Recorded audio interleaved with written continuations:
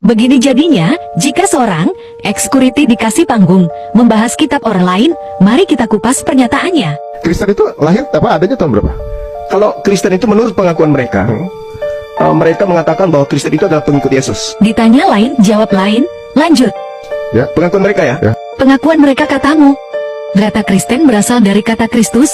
Kristus dalam bahasa Ibrani artinya yang diurapi. Disebut sebagai Mesias. Kristen mula-mula adalah murid-murid Yesus dan pengikutnya sehingga mereka disebut pengikut Kristus. Kisah Para Rasul 2 ayat 41-47. Tapi Bible mengatakan bukan. Kristen itu pengikut Paulus. Kristen itu pengikut Paulus. Pengikut Paulus katamu. Sebelum Paulus lahir, Kristen sudah ada. Ingat itu. Sebelumnya Paulus adalah Saulus.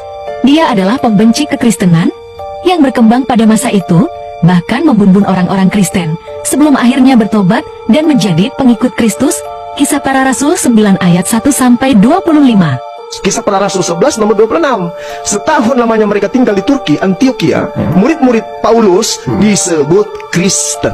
Beginilah jika orang yang tidak berpendidikan dibawa ke podcast untuk membahas Alkitab orang lain, logikanya tidak dipakai. Dia lupa bahwa orang-orang Kristen sudah ada sebelum adanya Paulus. Dia lupa sejarah Saulus yang membunuh orang-orang Kristen dalam jumlah yang besar kala itu. Beginilah akibat comotnologi dan cocoklogi. jadi bukan Yesus justru. Bukan. Wow. Bisa Paulus ini siapa? Orang yang mengangkat dirinya sebagai rasul. Sebelum Paulus disebut sebagai rasul, Ananias dari Damsyiklah yang diutus Tuhan untuk pergi menemui Saulus dan menyembuhkan matanya dari buta, serta mengurapinya sebagai rasul. Jadi Paulus menjadi rasul bukan atas kehendaknya sendiri, melainkan atas kehendak Tuhan. Tuh yang mengutus Ananias dari Damsyik. Kisah Para Rasul 9 ayat 2-25. Mengaku bertemu dengan Yesus. Nah, di dalam Bible Bang, Dinda, Yesus itu berpesan sebelum dia terangkat ke langit. Secara tidak langsung, dia mengakui Yesus mati dan bangkit. Dia mengatakan Yesus terangkat ke langit. Lanjut. Ya. Kepada muridnya, waspadalah kepada penyesat yang datang kepadamu dengan memakai namaku.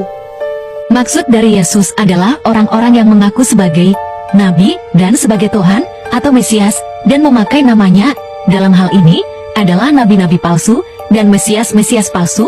Rasul Paulus tidak mengakui dirinya sebagai Nabi, apalagi Tuhan atau Juru Selamat. Dia hanya melakukan apa yang menjadi kehendak Tuhan dalam hidupnya sebagai penginjil. Oh. Jangan kau percaya kepada dia. Dia ngomong begitu? Iya, di dalam Lukas 21 nomor 8. Nah, silakan dicek para pendeta.